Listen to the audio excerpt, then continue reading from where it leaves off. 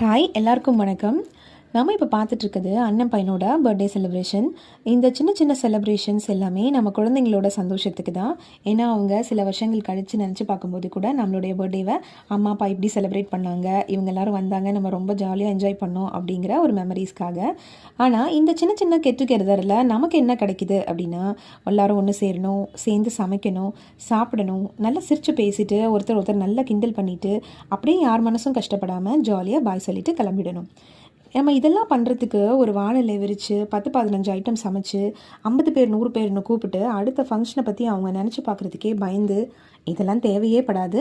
இன்னும் கேட்டால் சந்தோஷமாக என்ஜாய் பண்ணுறதுக்கு விருந்து தான் வைக்கணும்னு இல்லை, ஒரு டீ பார்ட்டி கூட நம்மளை சந்தோஷப்படுத்தும்.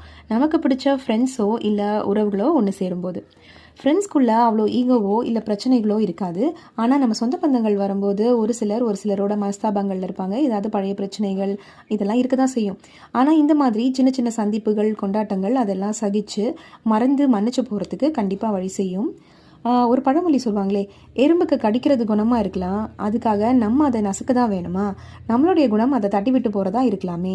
அதுபோல் உறவுகளுக்குள்ளே ஒருத்தருக்கு ஒருத்தர் பிரச்சனையில் இருக்கலாம், என்ன மனஸ்தாபங்கள் இருந்தால் கூட நம்மளோட மறக்கிற குணத்தால் அந்த பிரச்சனைகளை கண்டிப்பாக சரி செஞ்சிட முடியும். ரிலேஷன்ஷிப்பை மட்டும் பாதுகாக்கிற விஷயம் இல்லை இது.